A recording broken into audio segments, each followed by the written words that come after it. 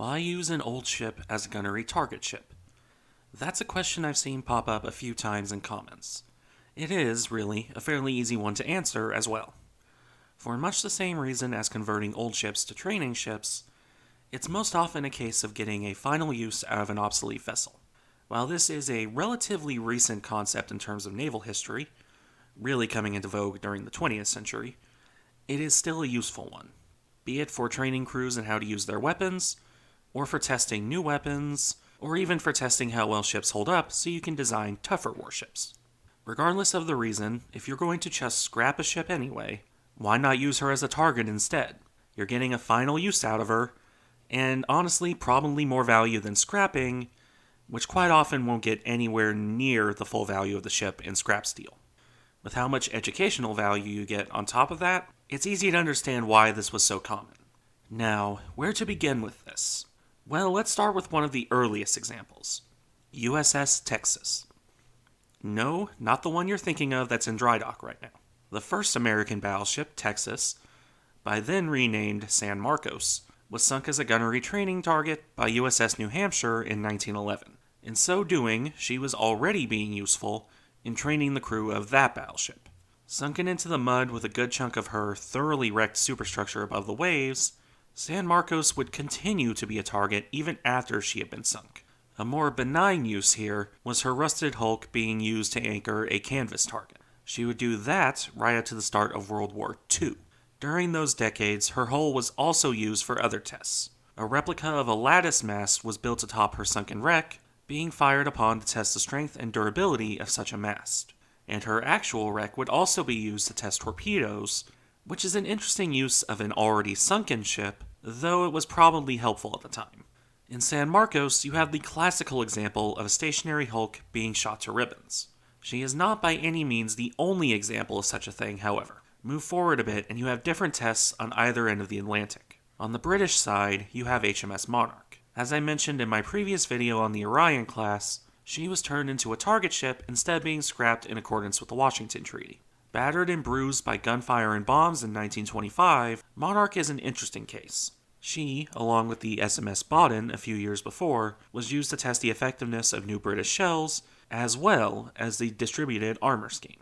In the case of Monarch and her former German adversary, the tests would show that medium armor was of questionable utility and practical service.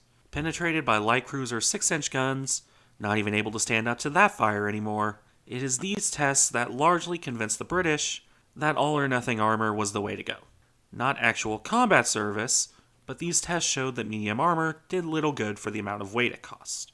Again, a good reason to do this to ships is to test new weapons and the durability of your existing warships.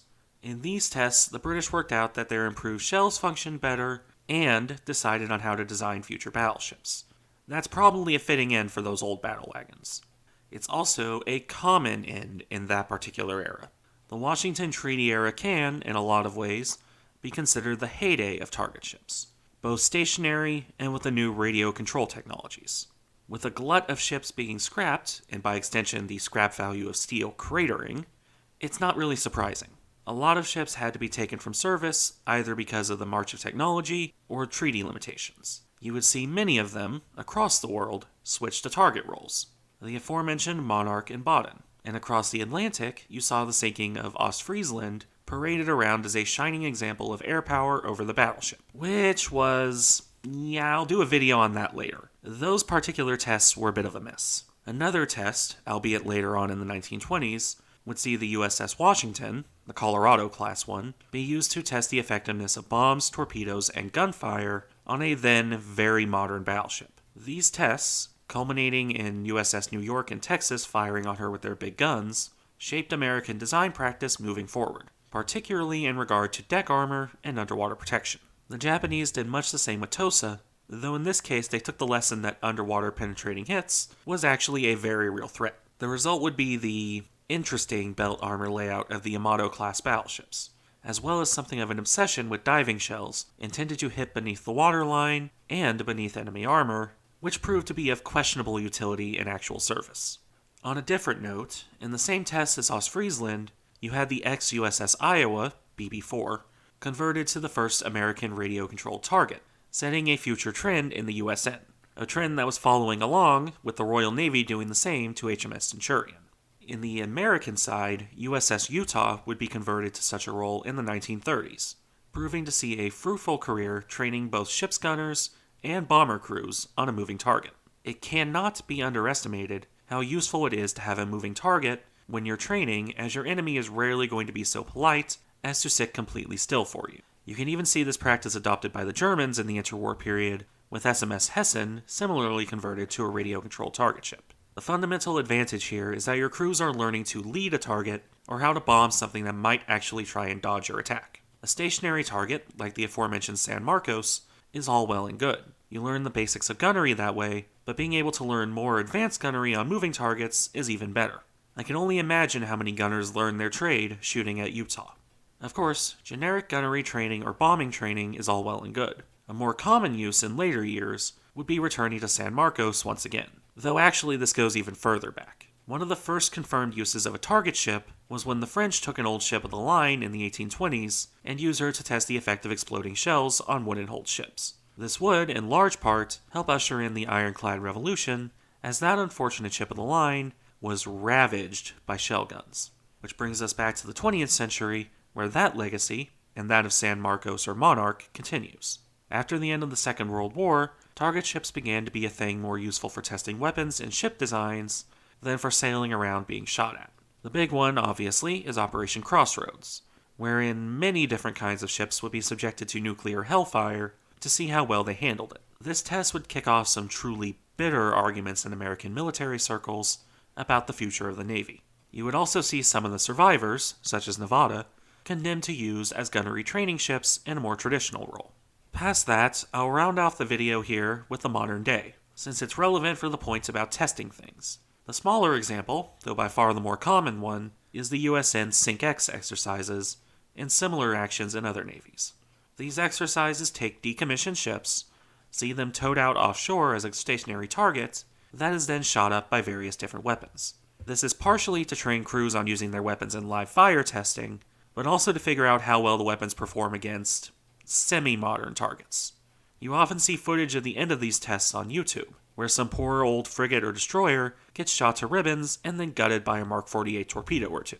This is a demonstration of weapon power, yes, but it is also showing how well a ship holds up to these weapons, crucial for both developing protection against the weapons and trying to improve them to outpace protection against them. Nowhere is this more notable than in my final example. USS America, the one and only supercarrier to ever be sunk. A target ship writ large, this carrier was subjected to weeks of testing. Underwater detonations to simulate attack being the crucial bit here. These were done as the USN was quite keen on identifying exactly how a supercarrier responded to underwater attacks, albeit an older supercarrier, well outdated by 2005. These tests are, understandably, still a bit hush-hush, as one could imagine, though it is known that they certainly shaped the Navy's approach to underwater protection on future carriers. When America was finally scuttled, even that was a worthy test, as it showed how such a massive warship would actually sink. No ship her size has been sunk before, and none have been sunk since. She is the culmination of a target ship in this regard. Even as the sinking of old frigates continues, I doubt we will see something like America again anytime soon. And that, I hope, answers the question of why a target ship is useful. You can train gunners for the future, yes, but perhaps more crucially, you can learn how ships react to battle damage, and how to both better protect your own warships, and how to better sink those of your enemies. One can argue it to be a more fitting end for a warship than slowly succumbing to the cutter's torch.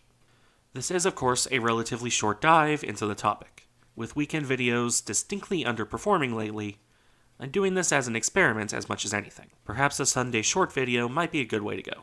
We'll see. For those who stuck around to the end, thank you for watching. Remember to like, comment, and subscribe if you enjoy the content, and I'll see you in the next one.